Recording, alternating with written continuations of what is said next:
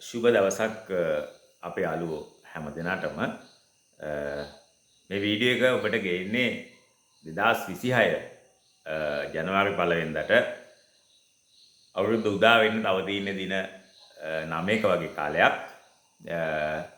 ඒ වගේම මම මේ වෙනට නැකත් කීපයක් ලබා දීලා තියෙනවා. අලුත් අවුරුද්දට කිරි උතුරන්ට, කිරිබතක් හදාගන්නට, ගණදෙනු කරන්නට, අලුතෙන් බිස්නස් එකකට අත ගහපු බිස්නස් එක ජනවාරි 1 වෙනිදා නැවත අලුත් කළා අලුත් පණකින් පටන් ගන්න මම වීඩියෝස් කීපයක් ගෙනහැල්ලා තියෙනවා. ඉතින් මේ දවස්වල මේ කියන්න ඕන තවත් කතාවක් තමයි අපේ යාළුවෝ මේ දවස් 3ක් පේ වෙන්න ඕන. දවස් 3ක් පේ වෙනවා කියලා කියන්නේ මස් මාළු නොකා ඉන්න එක නෙවෙයි. එහෙම නොකා ඉන්න පුළුවන් නම් හොඳයි. මම ඒක නෙවෙයි අදහස් කළේ. දින 3ක් පේ වෙන්න කියලා කිව්වේ අලුත් අවුරුද්දට මුහුණ දෙන්න සූදානම් වෙන ඔබ ඍණාත්මක මානසිකත්වයක් නැතුව ධනාත්මක මානසිකත්වයකින් 2026ට ඇතුළු වෙන්න නම් මුහුණ දෙන්න නම් ඔබ ඍණාත්මක වීඩියෝ බලන එක අඩුම ගානේ දින 3කට නවත්තන්න ඕන. ආන් ඒක තමයි කිව්වේ දින 3ක් පේ වෙන්න කියලා. සමහර වීඩියෝස් තියෙන්නෙම ලෝක විනාශයක් ගැන. හරි? දැන් ඇත්තටම 100කට වැඩිය මම දැක්ක කමෙන්ට් දාලා දෙනවා 2012 ලෝක විනාශ වෙයි කියලා හිතපු නිසා ඒ ලෙවල් කළේ නැහැ කියලා. හරි? සමහර අය වගාවෙන් අයින් වෙලා. සමහර අය විවාහ වෙන එක කල් දාලා. ඒ වගේම පිස්සු තීන්දුව ගනිපු කීප දෙනෙක් මගේ යාළුවෝ කමෙන්ට් කරලා තිබ්බා. මම දන්නේ නැහැ ඒව ඇත්තට කමෙන්ට් කළාද විහිළුවටද කියලා. මම දැක්ක විදිහට නම් ඇත්තට. ඉතින් ඒ නිසා මේ වගේ ඍණාත්මක වීඩියෝ බලන්න එපා. පළවෙනි එක ලෝක විනාශය. දෙවෙනි එක තමයි 2026 සුනේ සුන් කියලා නිකන් දේශපාලන වීඩියෝ දානවා. ඒක ඒව බලන්නත් එපා. ඒ වගේම සමහර කට්ටිය අර views ලබා ගන්න කොහේ හරි යන කුණක එල්ලිලා Taman ගොඩ යන උත්සාහ ගන්නවා. එක්කෝ කවුද සමන්ත කියලා මහත්තයෙකුට බණින මේ දවස්වල. අර මොකද්ද බලු කපුටු දානයක් දීපු. ඉතින් අපි අනාවැකිය කිව්වා අපි ඉතින් වැඩේ නැවතුවා. නැවත එයාගේ පස්සේ එල්ලිලා යන්න අවශ්‍ය නැහැ. ඉතින් ඒ වගේ මම දැක්ක අද සීන් එකක් තියෙනවා මේ නිලියකගේ නාහේ කඩලා. ඉතින් ඒක පෞල් ප්‍රශ්නයක්. ඒක අපි YouTube එකේ කතා කරන්න ඕන දෙයක් නෙවෙයි. ඒ වගේම මේ ශ්‍රීමාව විද්‍යාලයේ කොළඹ තියෙන ප්‍රධානතම කාන්තා විද්‍යාල තුනෙන් එකක්. ඉතින් ඒකේ අර ප්‍රයිස් ගිවන් එක ඇති වෙච්ච උටපටයක් මගෙනුත් කීප දෙනෙක් කතා කරලා ඇහුවා මොකද්ද අදහස කියලා. ඉතින් අදහස කියන්නේ මෙහෙමයි. ඒක අර මේ ජෙනරේෂන් ප්‍රශ්නයක් නෙවෙයි. ওই ප්‍රශ්න අපිටත් තිබුණා. අපිත් ඒවට විවිධ විදියට රියැක්ට් කරලා තියෙනවා. දැන් උදාහරණයක් ඇරෙන්න මමත් ඒලව කරන කාලේ මටත් සමහර ප්‍රශ්න ආවා විදුහපතිලත් එක්ක. ඉතින් මං සමහර ඒවා මත ගැටුමකින් නැගෙව්වා. සමහර ඒවා හද නැතුව අයින් වෙලා ගියා. ඉතින් අවසානයේ මං හිතනවා මම ජයග්‍රහණය කළා කියලා හේතුව අවසානයේ විදුහපතිතුමයි මායි දෙන්නම එකට ස්ටාෆ් එකේ හිටියා. රාජ්‍ය සේවයේ. එතුමා කටින්ම කිව්වා ඉතින් මගෙන් ඔයාට අසාධාරණයක් වුණා කියලා. ඉතින් මං ගුවා ගණන් ගන්න එපා කියලා ඉච්චකයි. ඉතින් ඒ වගේ මේ ජෙනරේෂන් ප්‍රශ්නයක් නෙවෙයි තියෙන්නේ දැන් ගුත්තිල මූසිල ඔය ගුත්තිල ජාතකේ. ඒත් ඔය වගේ සීන් එකක් නේ තියෙන්නේ. දෙන්නම සමානව ශිල්පය ඉගෙනගෙන රජවාසලෙන් පඩි භාගයක් ගෙවන මූසිලට. ඉතින් මූසිල ඊට නැගී ඉන්නවා. ඊට පස්සේ ගුත්තිල ගිහිල්ලා මේ ගුලි තුනක් ගහලා දෙයියන්ගේ ඔක උඩ දාලා ගේම ගහ ගන්නවා. ඉතින් ඒක හරියට බැලුවොත් මේ ජෙනරේෂන් ප්‍රශ්නයක් නෙවෙයි. මේ ලෝකේ ඕනෑම මිනිස්සෙක් ඉවසීමේ සීමාවක් තියෙනවා. Tamanට දිගින් දිගටම අසාධාරණ වෙනවා නම් නැගී සිටිනවා. ඉතින් ඒ නිසා මම ඒ විදුහල්පතිතුමිය ගැන මම මුකුත් දන්නේ නැහැ. මම දැක්කා දේශපාලකයන් එක්ක ෆොටෝස් ෂෙයා වෙනවා. ඉතින් ඒක සාමාන්‍යයෙන් ඉතින් ඒ වෙලේ බලේ ඉන්න කෙනෙක් එක්ක ෆොටෝ ගහන්න පුළුවන්. ගෝඨාභය මහත්තයාද, නාමල් මහත්තයාද, මහින්ද මහත්තයාද, අනිල් මහත්තයාද, අනුර මහත්තයාද නෙවෙයි. ඒ වෙලාවේ ඉන්න රජයේ සේවකයෝ, ඒ වෙලාවේ ඉන්න දේශපාලන නායකයොත් එක්ක සාමාන්‍ය ෆොටෝ ගහනවා. ඒක එච්චර හිතන දෙයක් නෙවෙයි. දෙවෙනි එක තමයි මේක පිටිපස්සේ ඉන්නේ කවුද කියන එක. එහෙම ප්‍රශ්නයක් තියෙනවනේ. දැන් එක වතාවක් කරලා භාග්‍යයක් කියලා ගෑන් ළමයෙක් ගෙනල්ලා එක්තරා ටීවී channel එකක්. ඔන්න සිංහරාජේ කපනෝ කියලා මහා විලාපයක් තිබුණා. ඇත්තට බලනකොට එහෙම සීන් එකක් නැහැ. මමත් ගියා සිංහරාජේ කපනෝද බලන්න. නෙළුවට රටේ ජනාධිපතිතුමත් ආව ගෝඨාභය මහත්තයා නෙළුවට කැලේ කපනවලු බලන්න. හරි. ඊට පස්සේ ආව පඩු කරන ගහක් අල්ලගෙන කෑ ගැහුවා. මේ හැම දෙයක් ඇතුළෙම මේක ෆෝම් කරන සෙට් එකක් ඉන්නවා. ඉතින් ඒ නිසා ඒ දියණිය ඒ විදිහට පෞරුෂත්වයක් සහිතව ඉදිරිපත් වීම අපි අගය කරනවා. ඒක හොඳයි.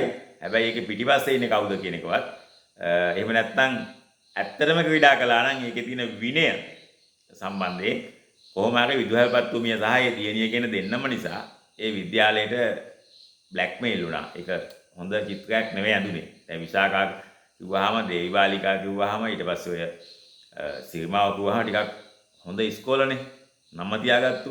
ඉතින් අවසානයේ ගත්තාම ඒ වෙයිත් මොකුත් නැහැ කියන එක තමයි මේ ලංකාවනේ. ඉතින් ඒ නිසා තමන්ගේ කාට සලකනෝ තමන් අකමැති කාට ගෙලිනෝ.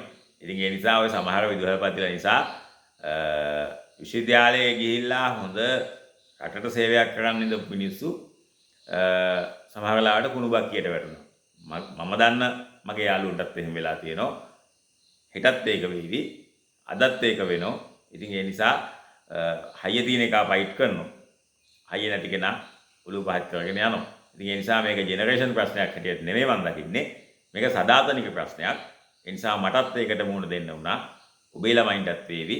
පුළුවන් විදියක අය ෆයිට් කරනවා. අතිබහුතරයක් ෆයිට් කරන්නේ නැතුව ඔළුව පහත් කරගෙන යනවා. ඉතින් ඒ දියණියට තිබිච්ච ගැට පිළිබඳ අපිට යම් පැහැදීමක් තියෙනවා.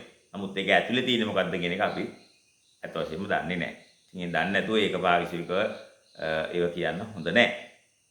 මොකද මේ පැමිණිල්ල පැත්තෙන් අපි සවන් දෙනවා නම් අපි විත්තියට සවන් දෙන්න ඕන. ඉතින් ඒ නිසා විදුහල්පත්තුමිය හැටියට අය මේ වෙලාවේ විත්තිය හැමෝම බණින්නේ ඇයට. ඉතින් ඇය කියන්නේ මොකද්ද කියන එක අපි දන්නේ නැහැ. ඒ නිසා සිරිමාව ගැන නම් මම කියන්න මොකුත් දන්නේ නැත. ඊළඟ කතාව තමයි මේ ලංකාවේ ගොඩක් අයට තියෙන ප්‍රශ්නයක් තමයි ස්වාමීන් වහන්සේලාට ප්‍රමාණය ඉක්මවා බණිනෝ. ඉතින් අපි සත්‍යවාදීව යමක් පෙන්නලා තිනවා. හැබැයි අනාවැකේ ඉස්සුනාට පස්සේ අපි කුණුහරුප ගියා ගන්න ගියේ නැහැ. දැන් අපිටත් කුණුහරුප කියලා බයින්න පුළුවන්. ඉතින් මං හිතන්නේ මගේ ෆොටෝ එකක් තිබ්බද කොහෙද වලු කපුටු දාන්නේ. ඉතින් මම සතුටු වෙනවා එහෙම තිබ්බනම්. කීප දෙනෙක් කිව්වා දිනුනේ කියලා මම දන්නේ නැහැ මම දැක්කේ නැහැ. මම ඔය වීඩියෝස් බලන්නේ නැති නිසා මේ ස්වාමීන් වහන්සේ කෙනෙක් වුණා ඉවසීම තියෙනවා. අර පොළු අරගෙන කෑක් ගහගෙන අයියෝ කියලා හිතනවා නේ. rahat වෙලා නම් කොහොමද කියලා හිතනෝනේ. අපි කියවනේ rahat වෙලා නැහැ කියලා. ඒක පිළිගන්නෝනේ මුළු ලෝකයක්ම පිස්සු කියලා. ඉතින් ඒ නිසා ඒ ගැන ආයි කතා කරන්නේ නැහැ. දෙසැම්බර් 31කට තව දවස් 10ක් තියෙනවා. අනාවැකි කියන්න පුළුවන් දේශපාලන අනාවැකි තව දවස් 10ක්. ඒ වගේම අනාවැකි කියන එක නවත්තන්නේ නැහැ. ඒක අපි අපේ ගුරුකුලය වෙනුවෙන් මම අනාවැකි කියන්න ඕන. මොකද දැන් චන්ද්‍රබාග තිස්සර නැහැ. ඒ වගේම මේ පෙළපතේ ගොඩක් කට්ටිය හිටියා. විශේෂයෙන්ම මීප ගණිතයාගේ පෙළපතේ අය. ඉතින් මම හිතන්නේ දැන් YouTube එකේ දැන්ට ඉන්නේ මං පමණයි. මම දැනුවත්ව. ඉතින් ඒ නිසා අනාවැකි කියන එක අපි දිගටම කරනවා. ඒ වගේම අවසාන වශයෙන් කියන්නේ 2026 සුතුයි කාලයක් උදා වෙන්නේ. විශේෂයෙන්ම බ්‍රහස්පතින් දවසකින් තමයි අලුත් අවුරුද්ද පටන් ගන්නෙ. ඒක ඉතාමත්ම හොඳයි. හැබැයි බ්‍රහස්පති පසුපාදයේ සිටීම යම් විදිහක ධනු මීන වගේ ලග්න හිමියන්ට චූටි අර උකටලිකමක්, කම්මැලිකමක්, වැඩ පස්සට දාන ගතියක්. එහෙමයි දැනෙන්න පුළුවන්. ඒක මාර්තු මාසේ 11 වෙනිදාන් පස්සේ ඒකත් ඕකේ වෙනවා. ඒ වගේම සිංහ ලග්න හිමියන්ට කොහොමත් ලග්නේ රාශිකේ තියෙනවා මේ අෂ්ටම ඒ රාශිකේ තියෙනවා කියලා දාන්නවා. ඒක අපි ලග්න අෂ්ටම කියලා කියනවා. ලග්නයෙන් අට වෙන්න හින්දා පොදුවේ කියන්නේ අෂ්ටමේ රාශිකය කියලා. ඉතින් 22 වෙනි දිරකානාධිපතියා ඉන්න රාශියක් තුළ තමයි සනි ගමන් කරන්නේ. කොහොමද සිංහ ලග්න හිමියන්ට ආත්ම අභිමානයක් තියෙන කට්ටිය. ඒගොල්ලෝ වැඩි කලවල නැහැ.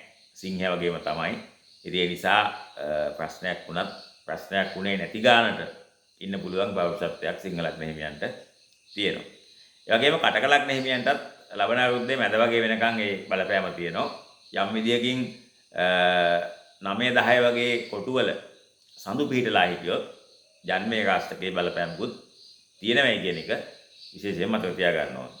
ඉතින් ඒ වගේම තමයි මේ මේෂ ලග්න හිමියන්ට ලග්නේ රාශිකය, මීන ලග්න හිමියන්ට ලග්නේ රාශිකය, ඒ වගේම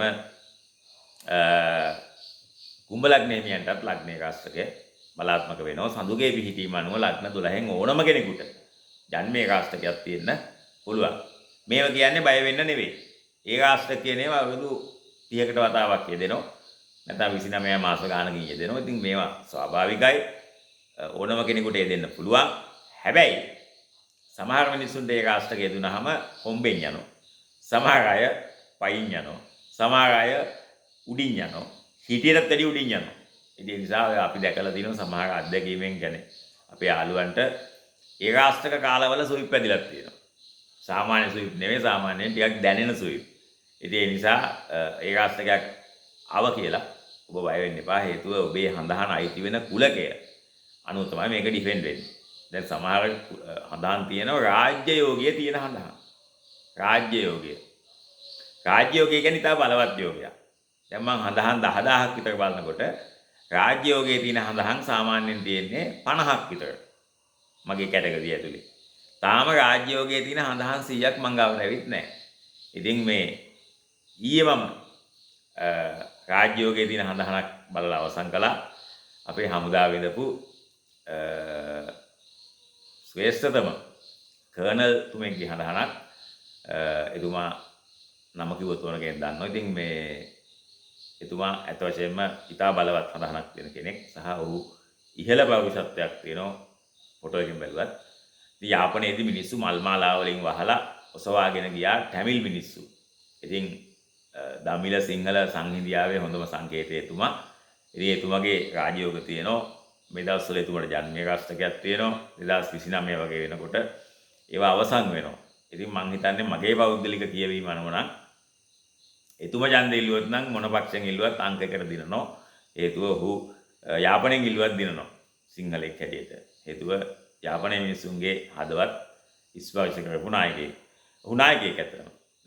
ඉතින් ඒ වගේම විපක්ෂ තනහන් කීපයක් දැන් අපි බලමින් ඉන්නවා. ආණ්ඩු පක්ෂෙත් කීපයක් ඇවිල්ලා තියෙනවා. ඉතින් අපි ඒක මතක් කළේ මේ රාජ්‍ය යෝගයේ තියෙන හඳහන් සාමාන්‍ය රාජ්‍ය යෝගයකට වඩා බලවත්. රාජ්‍ය යෝගය කියලා කියන්නේ කිසියම් හඳහනක ග්‍රහය 3 දෙනෙකුට වඩා උච්ච වෙලා ඉන්නවනම්. හරිද? උච්ච වෙලා ඉන්නවනම් ඒක අති ප්‍රබල රාජ්‍ය යෝගයක්. දැන් උදාහරණයක් හැටියට යම් හේකින් ශනි උච්ච වෙලා තුලාවේ. ඒ වගේම බ්‍රහස්පති උච්ච වෙලා කටකේ. කුජ උච්ච වෙලා මකරේ. ඒ වගේම රවි මේෂ රාශිය තුල උච්ච වෙලා ඉන්නවනම් සිකුරු මීන රාශිය තුල උච්ච වෙලා ඉන්නවනම් ඔය කියන ග්‍රහයන්ගෙන් ප්‍රධාන ග්‍රහයන්ගෙන් නැත්නම් බුධ කන්‍යාවේ උච්ච වෙලා නම් හරි ඒ වගේ හඳහන් රාජ්‍ය යෝගයේ තියෙන හඳහන් හැටියට තමයි ජ්‍යොතිෂ විද්‍යාවේ හඳුනාගෙන තියෙන්නේ. ඉතින් අපිට ඒ වගේ හඳහනක් අහුණාම ගොඩක් සතුටුයි. අපි ඒක හොඳට ඇනලයිස් කරලා අපි ඒක අපේ හඳහනක් හැටියට අපේ පරිශන මට්ටමේ හඳහනක් හැටියට මම තියාගන්නවා. ඉතින් ඒ නිසා ගොඩක් වෙලාවට අපි ලංකාවේ හමුදාවේ ඉඳපු විශේෂයෙන්ම ඔය යුද්ධ වෙලාවේ අර සේනාංක තිබ්බනේ 57 58 එහෙම කියලා සේනාංක ගොඩක් තිබ්බනේ. ඉතින් ඒ හැම කෙනෙක්ගෙම හඳහන අතිශයින් බලවත්. ඉතින් ඒ නිසා ජ්‍යොතිෂ විද්‍යාව මිත්‍යාවක් කියලා කාටවත් කියන්න බෑ. ඒකට හේතුව ඒ හඳහන් අසාමාන්‍ය හඳහන්. ඉතින් ඒ නිසා රණවිරුවන් අපේ හදවතේ උඩම තැනක තියෙනවා. අත්කම් වචනෙට කියනෝ නෙවෙයි. ඉතින් අඩුම ගානේ ඒ අයට මම කවදාවත් මිලක් කියන්නෙත් නැහැ. හේතුව මිලක් කියන්න බෑ මේ මිනිසුන්ට. ඒ මිනිසුන්ට අපි මිලක් දෙන්න ඕන. ඉතින් ඇත්ත කතාව. ඉතින් ඒ නිසා මහා සංඝරත්නය සහ රණවිරුව කියන්නේ මේ රටේ හදිසියක් විපතක් වෙච්ච වෙලාවක ඕනෑම වෙලාවක ජනතාවගේ හදවතට සංවේදී වෙන්න ඒ රූපයක් දැක්කත් ඇති. ඉතින් ඒ නිසා ඒකත් මේ වෙලාවේ මතක් කරනවා. ඒ වගේම 2026 අපි ඔබට අඛණ්ඩව අනාවැකි කියනවා. මිත්‍යාවෙන් ඔබට ඔබ අපි ගෙනියනවා. මොකද අපි මේ වැඩේ නැවැත්තුවොත් මේකේ පිස්සු කෙලින අය ඒගොල්ලෝ පාටි දාන්න පටන් ගන්නවා. ඒ නිසා මේක අපිට අත්හල නොහැකි වගකීමක්. ඉතින් ඇත්තටම මේ නොවැම්බර් 29 වෙනිදාන් පස්සේ කාලගුණය හෝ විය හැකි ස්වාභාවික විපත් පිළිබඳ ඇත්තටම ගණනය කරන්න වෙලාවක් තිබෙන්නේ නැහැ. ඒක තමයි මුත් කිව්වේ නැත්තේ. මොකද අපි ගණනය කරනවල මොනවද කියනවා නම් හේතුවක් තියෙනවා. මේ වෙලාවේ අපිට බ්‍රහස්පති පසුපාදේ යන සිද්ධිය අරුණාම වෙන කිසිම ගණනය කිරීමකට යන්න බැරි වුණා. මොකද අපිත් ඉන්නේ මේ වෙලාවේ පට්ට බිසි තත්ත්වයක. ඒ වගේම ආණ්ඩුව මම දැක්ක ගවයෙකුට පවා ඉන්දියාවෙන් කියන රුපියල් ලක්ෂ 2ක් ඔය ආපදාවල වලට ගෙවනවා. උපරිම ගවයෝ මම හිතන්නේ 10ක්ද 20ක්ද ගානකුත් දාලා තිබුණා. ලක්ෂ 20ක් දොසද ගෙවනවා. ඉතින් මේ සියලුම දේවල් ආණ්ඩුවට ගෙවන්න පුළුවන් වුණේ අත් වශයෙන්ම රට ඇතුලේ බදු ආදායම අසාමාන්‍ය විදිහට එකතු කළ නිසා. එකක් දීපු ටාගට් එකට වඩා පළවෙනි කියන්නේ තා මාසයක් ඉස්සරහට තියලා නොවැම්බර් අන්තිම වෙනකොටත් බිලියන 50. ඒ කියන්නේ 5.10ක බදු ආදායමක් එකතු කරලා තිබුණා දේශීය ආදායම් දෙපාර්තමේන්තුව. නමුත් ඒක කාටවත් දැනුන්නේ නැහැ. ඒ නිලධාරීන් පුදුම කැපවීමක් කළා තමයි මේ ටාගට් එකට ගිහින් තියෙන්නේ. ඉතින් ඒ නිසා අලුතෙන් බදු අනුපාත වැඩි කරන්නේ නැතුව බදු පදනම පුළුල් කරලා බදු දැලට ගොඩක් කට්ටිය අහු වෙලා තියෙනවා. ඒක නිකන් අහුවීමක් නෙවෙයි නිලධාරීන්ගේ කැපවීම. ඒ නිසා තමයි රට මේ මට්ටමේ තියෙන්නේ. නමුත් මම හිතන්නේ මේ මිනිස්සුන්ට සැලකිය යුතු ඇගීමක් ලැබුණේ නැහැ. රාජ්‍ය සේවය අකාර්යක්ෂමයි කියන ලේබලේ හැමෝටම ගහලා අත බීදා ගන්න එක තමයි හැමතැනම වෙන්නේ. ඉතින් මේ අවසාන වශයෙන් කියන්නේ 2026 ඉතාමත්ම සුබවාදීව අපි පිළිගන්නවා. ඒකට හේතුව තමයි සුබ දිනයක් බ්‍රහස්පතින්දා උතුරු දිශාව බලා තමයි සිරුර නැගැත්තිය දෙන්නේ. ඒකට හේතුව අපි කලින් මතක් කළා සඳුට මුහුණපා මරට පිටුපා තමයි නැකැත්තිය දෙන්නේ. ඉතින් ජනවාරි 1 වෙනිදා දෙන්න පුළුවන් හොඳම නැකැත් දීලා තියෙනවා. මම දන්නවා ඔබේ හදවත ආලෝකමත් වෙනවා නම් ඔබේ එක පැත්තකින් මුහුණ ආලෝකමත් වෙනවා, අනිත් පැත්තෙන් සිතුවිලි ආලෝකමත් වෙනවා, අනිත් පැත්තෙන් ඔබේ පර්ස් එකත් ආලෝකමත් වෙනවා. දැන් එහෙම දුවා කෙනෙකුට දෙන්න පුළුවන් මොකද ඒ කියන්නේ කියලා. කෙනෙක්ගේ ආධ්‍යාත්මය හොඳ නම්, ඇතුළ හොඳ නම් ආර්ථිකය ඔටෝ හොඳ වෙනවා. ඒක අපි අත්දැකීමෙන් සහ අත්විඳීමෙන් දන්නවා. ඉතින් අපි සත්භාවයෙන් යමක් කරනකොට ඒකේ ගේන්න හේතු තනි පැත්තට එනවා. ඉතින් ඒ නිසා මම ඔබෙන් ඉල්ලීමක් කරනවා. ඔබ ඉදිරි දින කිහිපය තුළ විශේෂයෙන්ම 29 30 31 වගේ දවස්වල ඍණාත්මක වීඩියෝ බලන්න එපා.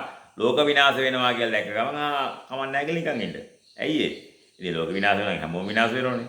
ඒතකොට ඉතින් ඔයත් නැහැ මාත් නැහැ. ඔය කියන කට්ටියත් නැහැ. මුකුත් නැහැ. ඉතින් ඒ නිසා දැන් ලෝක විනාශයක් එනවා කියලා අද ඉඳලා බයෙන් හිටියාම ඇති වෙන හානිය තමයි. ඒතර එයා ලෝක විනාශ දෙකකට මුහුණ දීලා. ඇයි ඒ? ලෝක විනාශ වෙන වෙලාවෙත් එයා ඒකට මුහුණ දෙනවා. ඊට කලිනුත් එයා මුහුණ දෙනවා. ඒකට කියවනක් තියෙනවා අපිට ප්‍රශ්නයක් එන්න කලින් අපි ප්‍රශ්නෙට ප්‍රශ්නයක් වෙන්න හොඳ නැහැ කියලා. ඒ කියන්නේ අර ට්‍රබල් එක එන්න කලින් අපි ට්‍රබල් එකට ට්‍රබල් එකක් වෙන්න හොඳ නැහැ. අර never trouble till trouble troubles to you. ප්‍රශ්නේ ඔබට ප්‍රශ්නයක් කරනකම් ඔබ ප්‍රශ්නෙට ප්‍රශ්නයක් නොවෙන්න ඕනේ. ඒ නිසා ලෝක විනාශ වෙනවා කියලා හැමදාම උදේට YouTube එකේ බලන මනුස්සයට එයාගේ ලෝකේ කොහොමත් විනාශ වෙනවා. ඇයි? එයා පට්ට ඍණාත්මකයිනේ.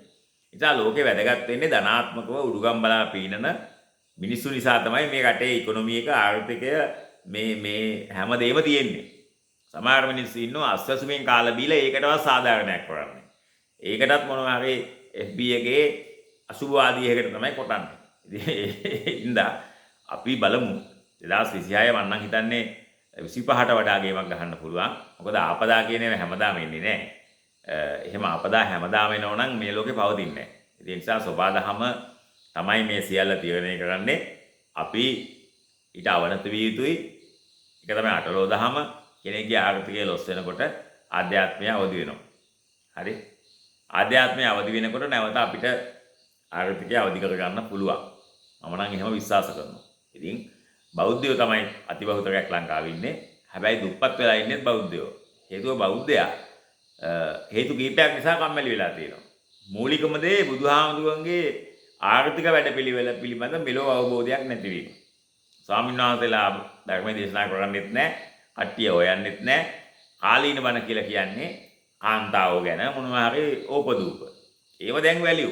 එතකොට බුදුහාමුදුරන්ගේ සූත්‍රවල තියෙන ධර්මය ගැන කිසිම සඳහනක් වෙන්නේ නැහැ බණ කතාවල. දැන් අපි පොඩි කාලේ නම් අපි ඇහුවේ ඔය දීඝජානකෝලිය සිටු පුතා ගැන, අනේපිඬු සිටුතුමා ගැන, විශේෂයෙන්ම ව්‍යග්ගපජ්ජ, දාලිද්දිය, ඌටදත්ත, අස්සලායන, වාසෙට්ට, වසල නේ, පරාභව, අර මොකද්ද මේ මහා මංගල, ඒ වගේ සූත්‍ර පිළිබඳ තමයි ධර්ම දේශනා කළේ. දැන් ඉතින් එහෙම බණ කියනවා අපිටත් ඇහෙන්නේ නැහැ. කාලීන බණ කියලා මොනවා හරි කියලා යනවා. ඉතින් ඒ නිසාම තමයි බෞද්ධයෝ අද ඊ타ත්ම දුප්පත් වෙලා තියෙන්නේ. අර ධර්ම බෞද්ධ සංගමයේ සභාපතිතුමා කියනවා වගේ මේ බෞද්ධයා නැගිටවන්න අපි යම් මොටිවේෂන් එකක් ගන්න ඕනේ. ඒක පුළුවන් වෙන්නේ බෞද්ධයටම තමයි. ඉතින් ස්වාමීන් වහන්සේලාටත් මම ආරාධනා කරනවා මේ ඔය සූත්‍රවල චූටි හෝ ආර්ථික නැගිටීමකට අදාළ බණපදයක් කියලා අර අචින්තිතම්පි භවති චින්තිතම්පි විනස්සති කියපු වගේ අර වෛරල් වෙනවා වගේ ධනාත්මක බණපදයක් පුළුවන් නම් පච්ච කොටවන්න ඇඟේ ත්‍රිවිලයක පිටිපස්සේ ගස්සවන්න අන්න ඒක පට්ට වටිනෝ මේ වැටිච්ච සිංහල ජාතිය බෞද්ධයෝ නැගිටවන්න. ඉතින් අවසාන වශයෙන් කියන්නේ මේ 2026 තා දවස් 9කින් උදා වෙනෝ සතුටින් පිළිගන්න විශේෂයෙන්ම ඔබේ ජීවිතේ නැවත 2026 ජනවාරි 1 වෙනි දවසක් ආයි එන්නේ නැහැ. one and only. ඒ නිසා එන බ්‍රහස්පතින්දට මේ බ්‍රහස්පතින්ද නෙවෙයි ඊළඟ බ්‍රහස්පතින්දට උදේට ප්‍රබෝධමත්ව නැගිටලා අලුත් අවුරුද්ද පිළිගෙන ඔබේ සාමාන්‍ය ජන ජීවිතයෙන් ඔබට ගිහිල්ලා ක්‍රියාශීලී වෙන්න, ඇක්ටිව් වෙන්න, ජවයක් ගන්න, ඔබේ ඉලක්ක සිහි කරන්න, ආගමික මිනිසෙක් වෙන්න, ආධ්‍යාත්මය තුල ජීවත් වෙන්න. එතකොට අනිවාර්යයෙන්ම ලෞකික පැත්ත, ආර්ථික පැත්ත ඔටෝමැටිකලි හැදෙනවා. ඒ ගැන කිසිම විචිකිච්ඡාවක්, දෙගිඩියාවක්, සැකයක් තියාගන්න එපා. සබාධම හැමතිස්සෙම ධනාත්මක මිනිහට සලකමු. ඍණාත්මක මිනිහට පයින් ගන්නවා. ඒක තමයි සබාධමේ නීතිය. ඒක තමයි විශ්ව නීතිය. ඉතින් ওই විශ්ව ශක්තිය කියන ආකර්ෂණ නීතිය වලට වඩා බුදු දහම ඇතුලේ තමයි, කිතුණු දහම ඇතුලේ තමයි, ඉස්ලාම් දහම ඇතුලේ තමයි ඔය ඔක්කොම තියුනේ. දැන් ඕවා එළියට අරගෙන එක එක චින්තකයෝ කිව්වයි කියලා නැවත කියනවා ඒකම. ඉතින් ඊට හොඳයි අර සූත්‍රවල තියෙන ඒ ටිකම නැවත ඔලුවට දාගත්තා නම් බෞද්ධයන්ට මං හිතන්නේ 26 තමයි නැගිටින්න හොඳම වර්ෂය. නැගිටිමු. පළමුවත්, දෙවනුවත්, තෙවනුවත් ඔබ නැගිට්ටොත් රට නැගිටිනවා. රට නැගිට්ටොත් අනිවාර්යයෙන්ම මේ සමාජය ජීවන මට්ටම ඊට වඩා දශමකින් හෝ ඉස්සරහට යනවා. ඒ නිසා ලංකාව පිළිබඳ ඍණාත්මක වීඩියෝස් දාන අයගෙන් මම ඉල්ලීමක් කරනවා පින් සිද්ධ වේවි. මේ අලුත් අවුරුද්ද ආසන්නයව දාන්න එපා. ඒ වගේම ඔබෙන් ඉල්ලා සිටිනවා මම පින් සිද්ධ වේවි. ඍණාත්මකව බලන්න එපා. ඔබ ධනාත්මක වෙන්න. මොකද ඔබ ධනාත්මක නොවුනොත් ඔබේ ළමයි ධනාත්මක වෙන්නේ නැහැ. ඔබේ ළමයි ධනාත්මක නොවුනොත් මේ රටේ අනාගතයක් නැහැ. බොහොම ස්තුතියි.